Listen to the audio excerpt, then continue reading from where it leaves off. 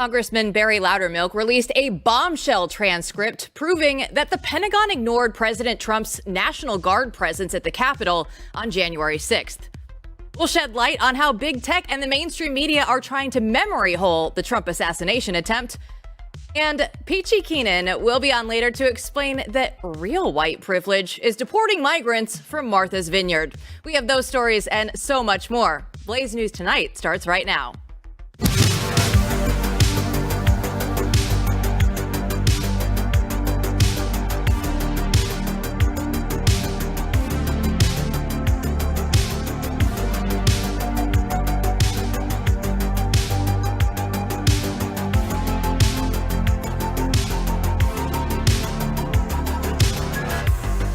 Welcome to the chaos. I'm Jill Savage. Today is Friday, September 20th. There are still so many questions surrounding January 6th, like what happened during the 3-hour and 19-minute delay in sending the National Guard into the Capitol. So here to take us down the rabbit hole are Matthew Peterson, editor-in-chief of Blaze News, and Steve Baker, Blaze News investigative journalist. So Steve, there's so much to get into today. Even just years later, we're still uncovering the truth of what happened that day. So what does this alternate account reveal today?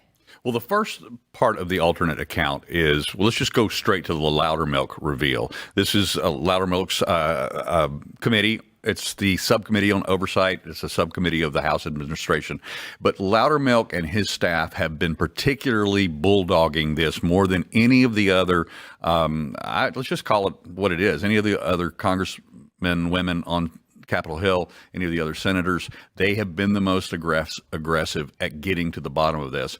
And we've got quotes coming out in a news story later today, even, where people are honoring Loudermilk for his fidelity to the truth and for sticking to this. And what he was able to do and what his committee was able to do is release these transcripts now, very damning transcripts, because we've heard for years now the debate between whether President Trump actually authorized or called for the National Guard to protect the Capitol that day.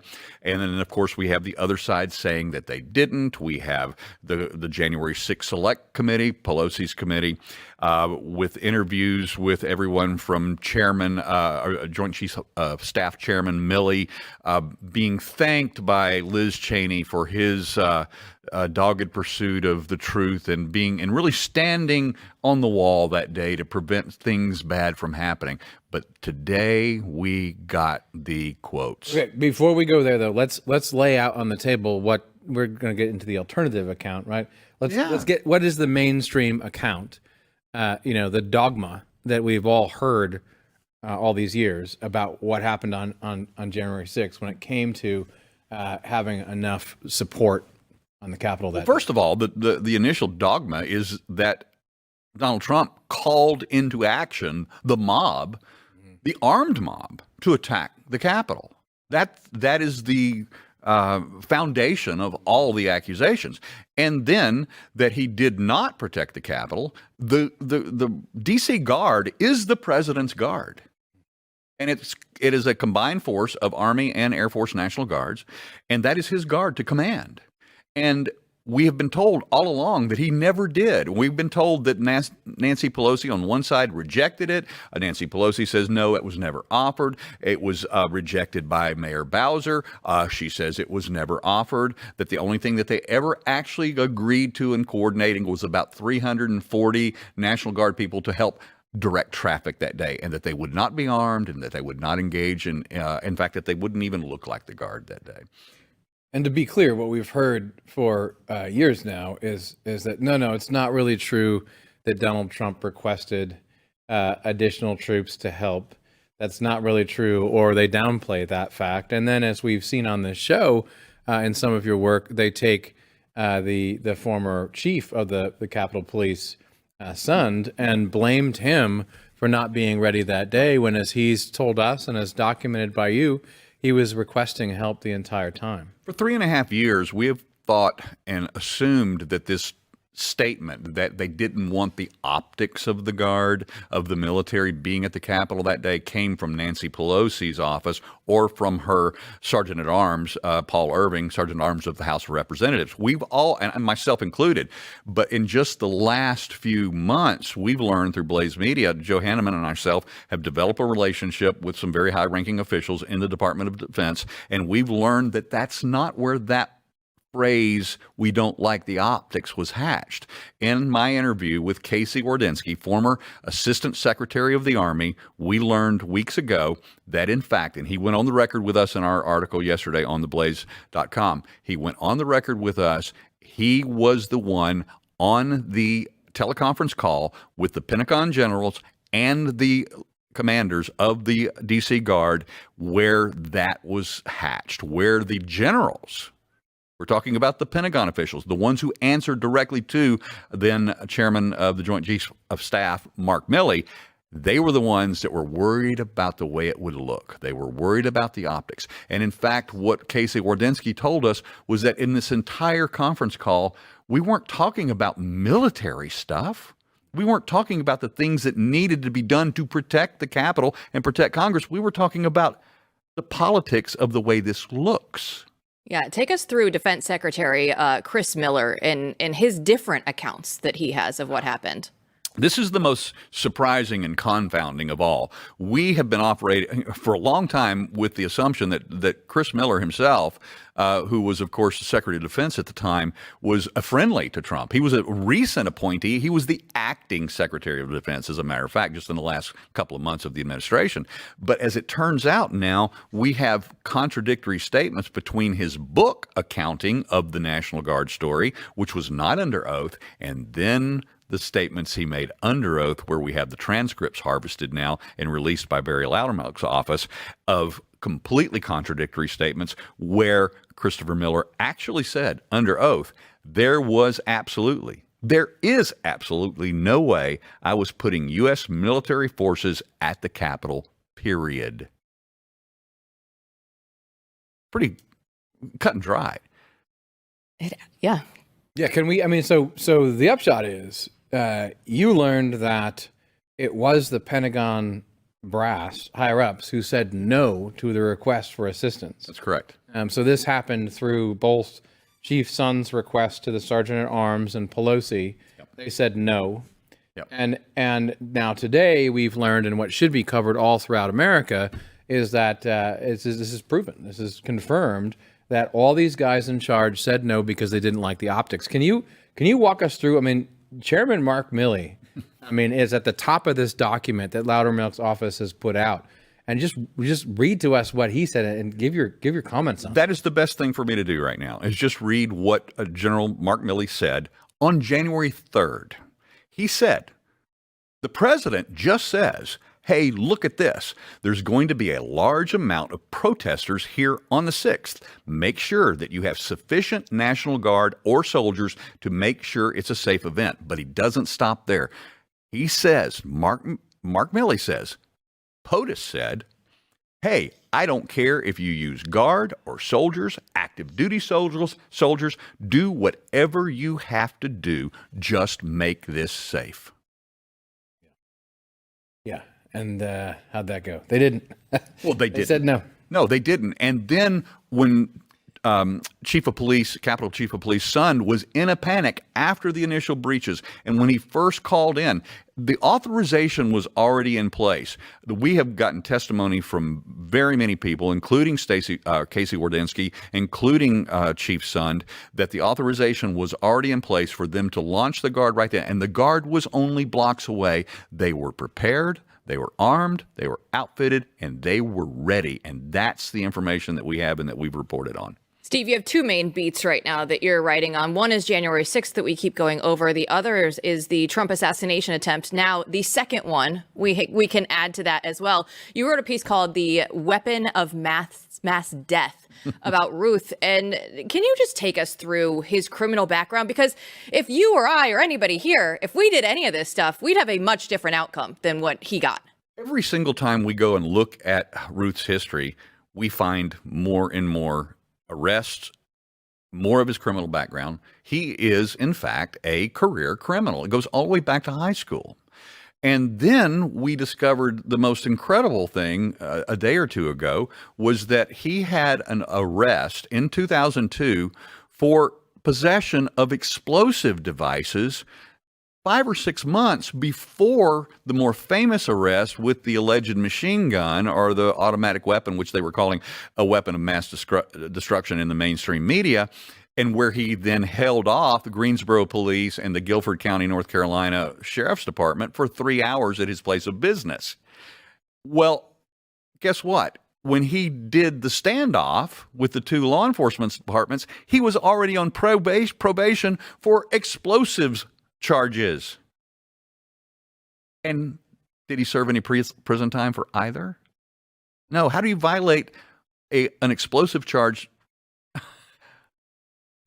No, Peterson, it doesn't make any sense. With a machine gun charge, well, I mean, and not go to jail. Well, I mean, yeah, what you have here is a guy who, I mean, whether there's something nefarious involved or not, who was never really punished for a string of crimes. I mean, the 95 criminal cases, right? 74 arrests. What you've discovered, he's under indictment, and this happens. I mean, so you look at this and you say, very sketchy. First off, forget the assassination. Very sketchy. This was allowed. He never did any jail time. And then he goes on to become this weird Ukraine figure. I mean, okay, great. Good times. Steve, none of it makes sense, but you know what? We appreciate you trying to report on all of it nonetheless. Thanks so much. Matt, Jill, thank you guys for having me again. Our next guest will explain how the mainstream media is trying to erase the Trump assassination attempt from your memory. Easy for me to say.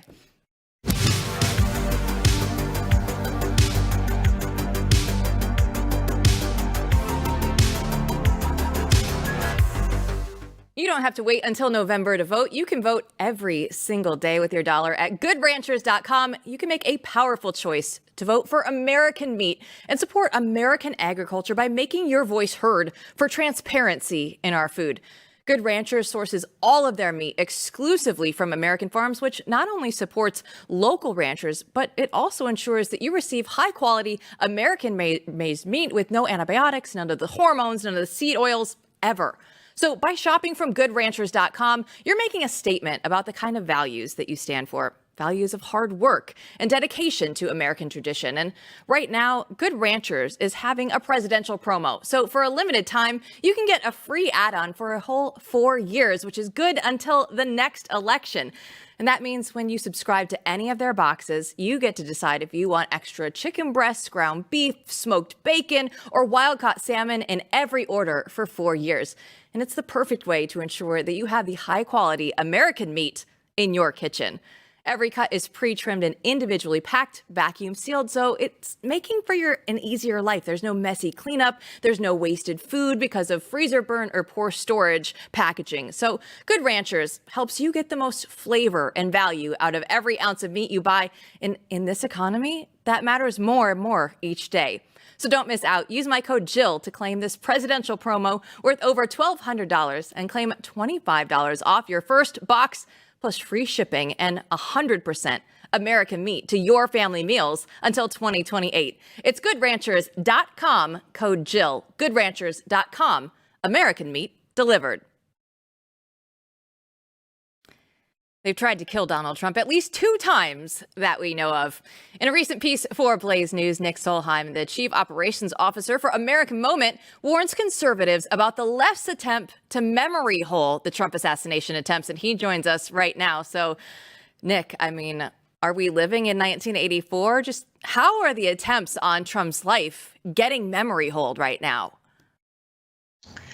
Yeah, it's very interesting. You know, I'll start out by pointing out a rare moment of bipartisanship. I'll call out Senator Blumenthal, who is serving on the committee in the Senate responsible for investigating this assassination.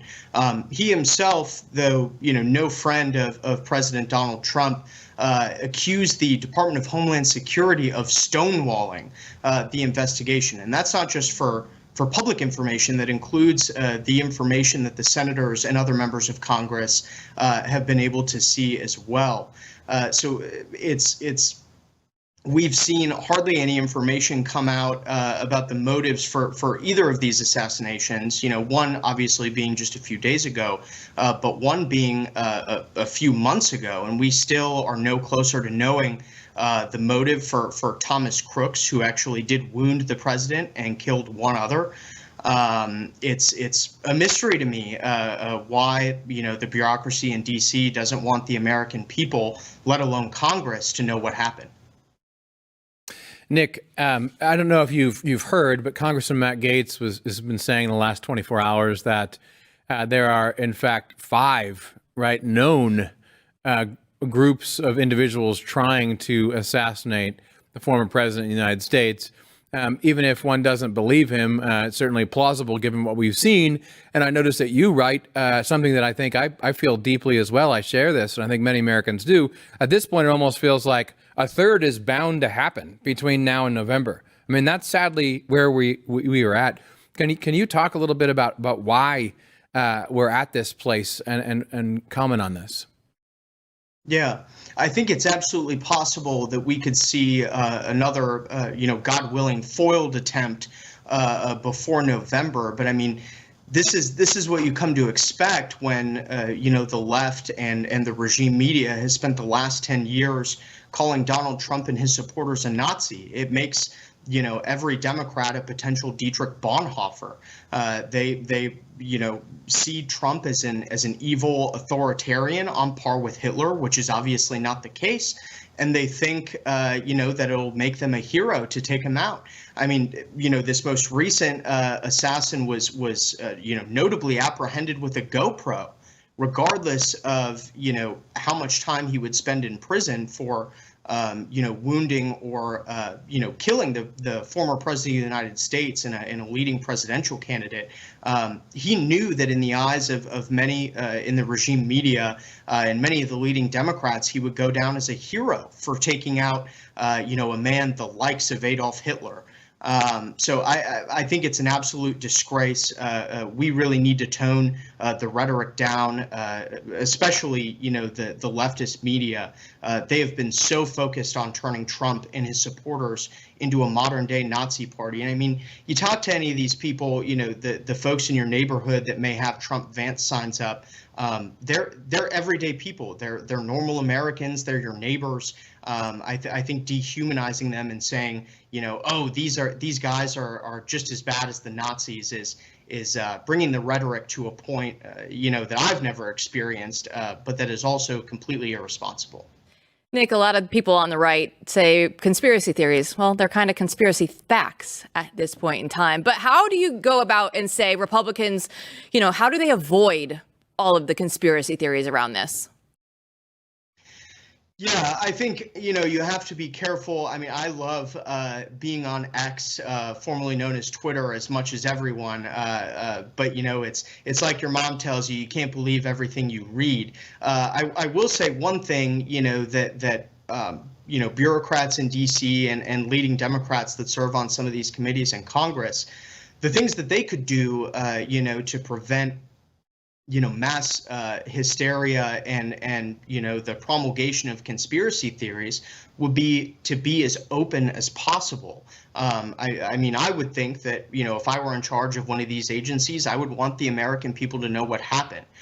Not just the potential security failures, but also what would radicalize an individual to assassinate the duly elected leader and someone running for the presidency of the United States. I mean, my father-in-law is a former city attorney, has spent many years practicing law, and I've heard him say that he's seen more transparency in tiny city meetings than he has in this investigation into the assassination of the former president of the United States. I mean, it's absolutely ridiculous. No, it absolutely is. Yeah, there's no transparency. I think we can all agree on that. Nick, thanks so much for your time.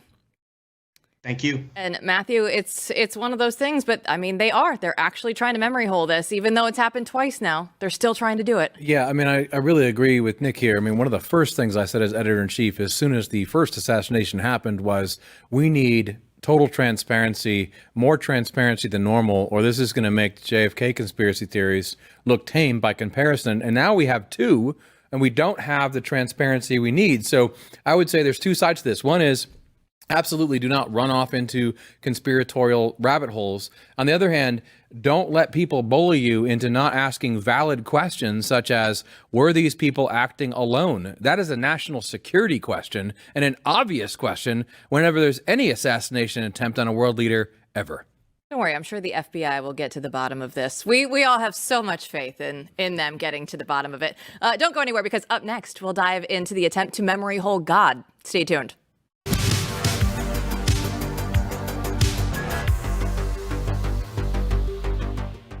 Well, we're trying to memory hole the second presidential debate, but you know what? It exposed the blatant truth, because the media, they're no longer biased. They're controlling the narrative. Kamala Harris was given free rein to lie without a single fact check, and President Trump was bombarded with constant interruptions and phony corrections. So we've long suspected that we've had a state-controlled media, but now it's glaringly obvious.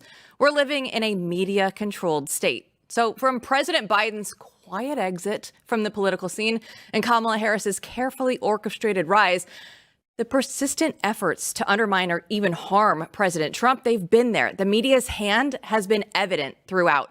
So Blaze Media is the antidote. While mainstream outlets distort or deceive, Blaze Media is committed to delivering the truth for those who love and fight for the American way of life, because we refuse to be controlled or silenced. And when mainstream media is going out there manipulating at the very peak of all of this, independent platforms like BlazeTV are more crucial than ever. And we're here to challenge the narrative and provide real, unfiltered coverage that puts you in control. That's why right now we're offering our biggest discount yet. It's going to be $40 off your annual subscription. So if you love the show and you love what Blaze Media stands for, visit blazetv.com/Jill. Use the code Jill40 to check out and join the movement. America deserves the truth. You deserve the truth. Blaze Media is here to deliver it.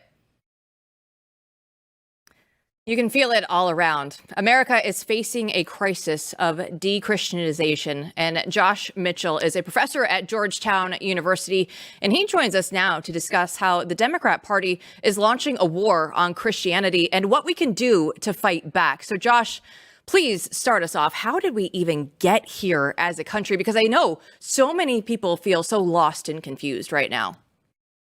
Well, I think the first thing we have to understand is that the Democratic Party has morphed. It's not the party of progressives. It's not even the party of communists. It's the party of identity politics. And what happened was the Christian churches for the last century in the West have given up on the idea of the God of judgment. And what happened was people need a way of thinking about purity and stain, and how they absolve themselves and how they atone for their errors and their sins. And identity politics of the Democratic Party has given them a way of thinking through that problem. And so we have this thing called an intersectional scorecard, and you are able to establish whether you're pure or whether you're stained. And people in America today are now thinking almost entirely not about competence, which is what the politics should be about. Competence and merit. They're thinking about who is pure and who is stained, and people are doing everything they can to show that they're on the side of the innocent victims. This is the politics of innocent victimhood, and it will destroy our country. It's a surrogate for Christianity in that it has the same category of Christianity, namely the innocent victim, but it's anti-Christian. So given, Josh, as you've pointed out for a while now so well, this is a replacement surrogate, you just said, Christianity. What has the response been from Christian leaders in the midst of what really amounts to a crisis for Christianity in this country? How would you characterize their response? Well, I think all the Christian churches have gone soft. I don't think this is a political problem. I mean, do we have to vote against identity politics of the left? Absolutely. But that will not solve the problem. The crisis is in the churches themselves. We've given up on the God of judgment. It's all the God of love. Come as you are. There's no judgment here. And so ultimately, this is a religious crisis in America. The way I put this is we're living through a great awakening. This is the third great awakening in America, this time without God and without forgiveness. It's an awakening unto transgression, purity, and stain. Even the so-called green revolution, green politics, It's about the dirtiness of fossil fuels and the cleanliness, the supposed cleanliness of green energy. We're consumed by filth and cleanliness, and we want to find a way of removing these problems. And identity politics doesn't do it the religious way. The religious way is you ask for God's forgiveness, you ask for your neighbor's forgiveness, and then you're able to move on and have it tomorrow. The identity politics way is there's no possible way that you can start over unless you renounce everything that can be linked to stain. So American history because of slavery, the whole of Europe because of 2 world wars, colonialism, and the Holocaust. We have a great crisis of guilt in the West, and we no longer have the Christian way of absolving it. And the way forward for those on the left is to destroy everything that has been associated with the past, with the stains of the past. And so the so-called heteronormative family, the homosexual church, everything has to be wiped out. This is, we have no idea how deep this goes. This is a movement that attempts to erase anything that's unclean. And its full implication, we have to grasp this. Some people already know this. It's transhumanism. And the transgender movement is moving toward transhumanism, away from the stain of being male and even the stain of being female. It's a titanic cosmic battle that we're engaged in right now. It's way deeper than politics. So, Josh, let's stick with the Christian way then. How do we bring the Christian values back into public life? How do we push forward, even if we can't remove all of that deep rot that you're just talking about? Well, Adam and Eve, the story of Adam and Eve is to me the central story, because what it shows right there at the very beginning of creation, you have these two apex creatures, Adam and Eve, who instead of admitting fault, blame either the serpent, or in the case of Adam, he blames God who gave him that woman. The great problem of human life is that we're always looking outward for the source of our fault. And identity politics does this. The Christian revolution we have to be careful. I don't use the term values anymore. This to me it misleads us to what the problem is. The pagan world was all about looking outward and saying, you're the stain. We're going to completely erase you. We're going to salt the fields. We're going to rape your women and steal your children. Cathartic rage vented outward because that was the only way people thought they could get rid of stain, because the stain was outside. The Christian revolution was to say, no, the stain is in you. It's original. It's original sin. We've walked away from the doctrine of original sin. And whatever else the problems may have been, what original sin does is it reminds you that no matter how much you are tempted to look outward for your problems are internal to you, first, and second, they are so deep that only a divine intervention can save you from the problem. My view is that the whole of the liberal world, and I use this in the highest sense, a world of pluralism, was only made possible in the Christian West because for a time, we were able to look at other people and not see them as objects of cathartic rage, but as creatures of God, just like us, who aren't the answers to our problem of stain. As that disappears, as that idea that stain is internal to us disappears, we return to the pagan world, which is we identify different groups that are pure and impure. And right now, we all know this. The white heterosexual male is the apex impurity. And then you rank yourself in accordance with your relationship to him. It's the intersectional scorecard. That is the moral vocabulary of identity politics. So it has nothing to do with the stain inside. It has to do with the stain that adheres to you by virtue of something you have no control over. This is a profound sickness. And as I say in some of my writings, we have two choices. We can return to the politics of competence, where we're looking at each other not as possible objects of cathartic rage, but as people we can build a world together with, or we can double down with this politics of innocent victim. When Kamala Harris says, my values have not changed, that is a code. That code is, my values are innocent victimhood. That's the only thing that matters. Yep. And that will destroy this country. Yep. We couldn't agree more. Josh, thanks so much for your time. We really, really appreciate it today. Pleasure. We got up with Steve Baker about his January 6th case earlier this week. We'll have that update for you next.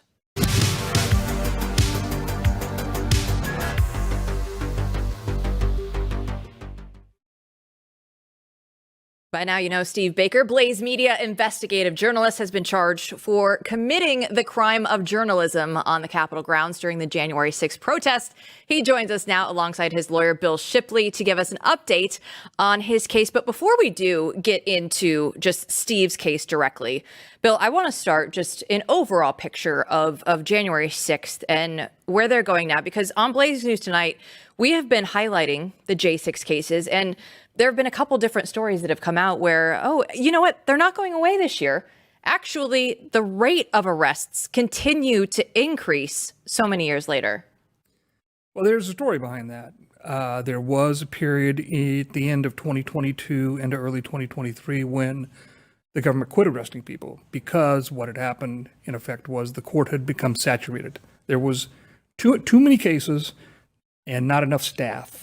To have 1,000 cases suddenly pumped into the courthouse over the period of 12 to 16 months, just there was no capacity to continue. So a message was sent, I believe, based on what I've been told, to tell DOJ to pause, and they did. But that pause ended around the first of this year, and the pace of new arrests, new indictments, new trials, new guilty pleas has been pretty rapid since the beginning of 2024. And I started taking new clients in January, and probably in the last 8 months, I've taken 30 new clients. Wow. So 30 new clients just for yourself alone in this period. They haven't stopped. They've ramped it up. Is there any silver lining here? I mean, it seems like some people have been helped by the Supreme Court ruling a while back, but is mostly they just keep going. There's no end in sight. Right, and I had thought that most of the low hanging fruit had been taken care of, and the most obvious cases, the best video, the most easily identified defendants. We were through all that, but what it looks like is there was just a backlog, and they have, when they paused for a while, it created a whole, several hundred cases that, much like Steve's case, had been investigated in 2022 and were probably ready to go. And they didn't charge very many people during 2023, but then in 2024, sort of the flood all came forward at one time because they had resolved 600, 700, 800 cases. People, had either gone to trial or pled guilty. Remember, the first trial didn't take place until February of 2022, which was 13 months after the event. Right. So starting in February 2022, the rate of dispositions really picked up pace, and that took away sort of that saturation, and then the government could come back in and begin charging people again. Steve, I want to bring you in the conversation, and I want to know how you found Bill as your lawyer and how you two guys met up in the first place. Well, we became familiar with each other during the initial Oath Keepers trial. I was covering that trial in the courtroom for over 9 weeks, sitting there every single day, every minute of Oath Keepers 1. There were 3 Oath Keepers trials. And although Bill was not directly involved because he didn't have a client in that case, he was still consulting with the other attorneys. And then obviously we became acquainted through email and through social media chats, that sort of thing, and developed our relationship there. And then over the course of the next year, as my personal travails continued to ramp up, then Bill became much more interested in what was happening with me, and he should probably tell the rest of that story. Well, I didn't have the first Oath Keeper case was actually half of the first case. The judge in the case, there were 10 defendants. He split the case into 5 defendants went to trial first. The other 5 defendants went to trial second. I had a client in the second case. And then there was a third Oath Keeper trial, and I had a client in the third Oath Keeper case. And so I came to know Steve through just sort of his coverage of the case and my involvement. Then he got access to the additional video evidence in March of 2023, which I knew something about, obviously. And then I learned from him that he was under investigation. Having been a federal prosecutor myself for 21 years, I was able to sort of give him some insights as to maybe why his case was taking as long as it did for the government to make a decision on whether to charge or not.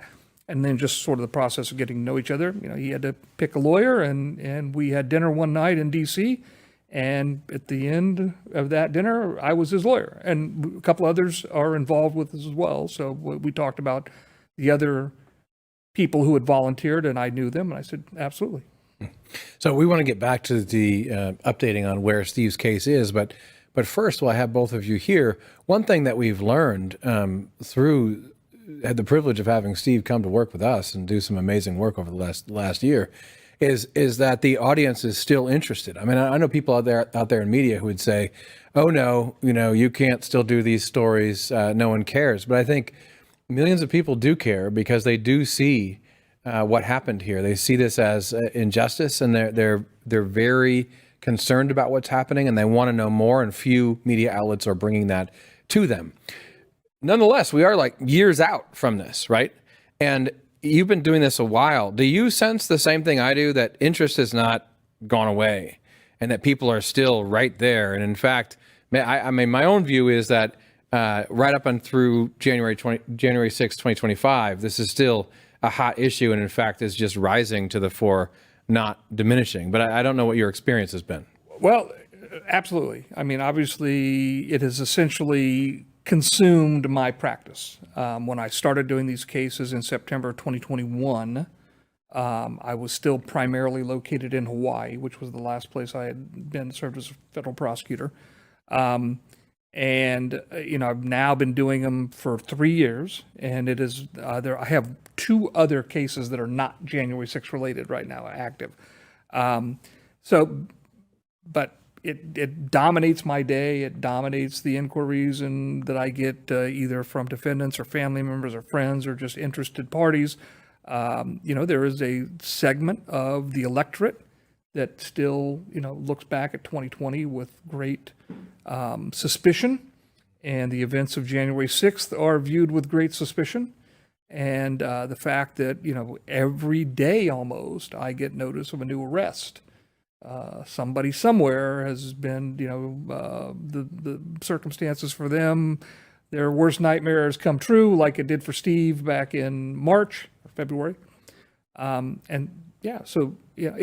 If the Department of Justice and the FBI would stop, the interest might wane, but they're not stopping. And depending on the outcome of the election, one or two things are going to be true.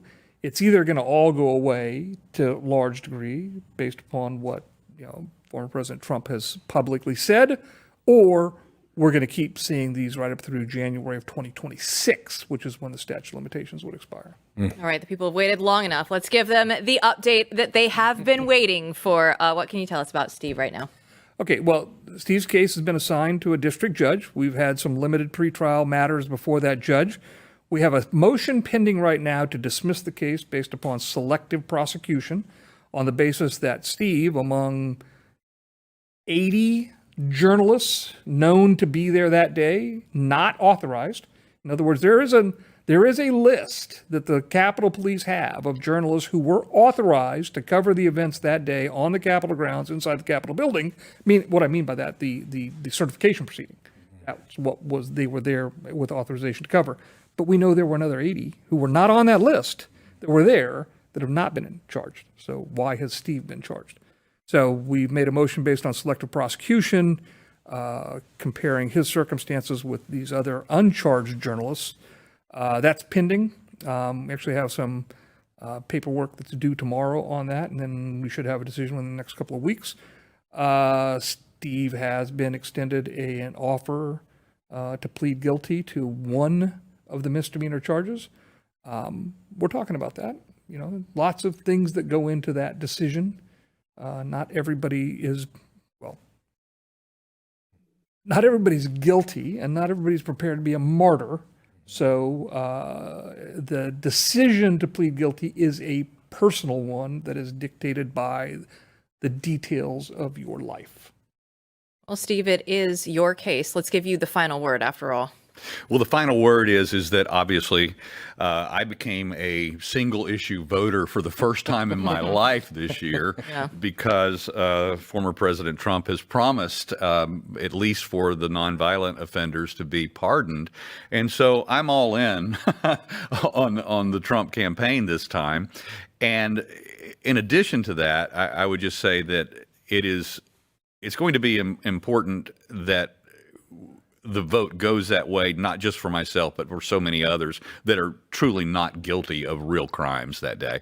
And my biggest fear, and Bill can probably speak to this better, is that particularly for somebody like me, if the election goes the other direction, there could be some celebratory retribution for some January 6 clients, and I'm concerned about that. Well, best of luck to you. We are all in your corner. Steve and Bill, thanks so much for joining us as well. My pleasure. You can be right here on Blaze News tonight because we will have all of the updates on Steve's case right here.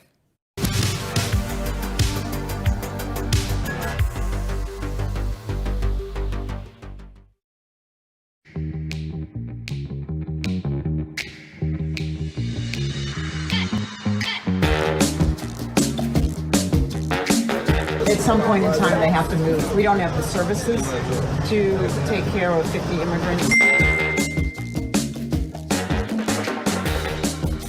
The state of Massachusetts is stepping in, mobilizing the National Guard. They got rid of them within 44 hours.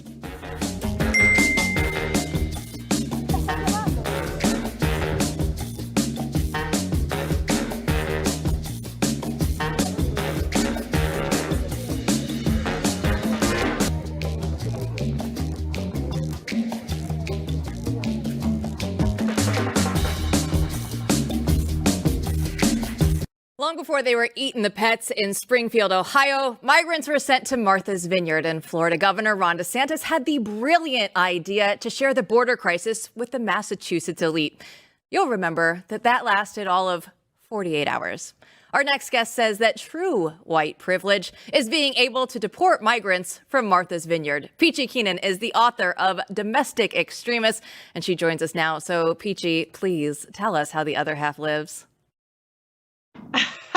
Yeah, I thought of that great video that Matt did for American Firebrand when, in the midst of all this Springfield, Ohio stuff. And suddenly it's the height of racist bigotry to insist that a community have consent.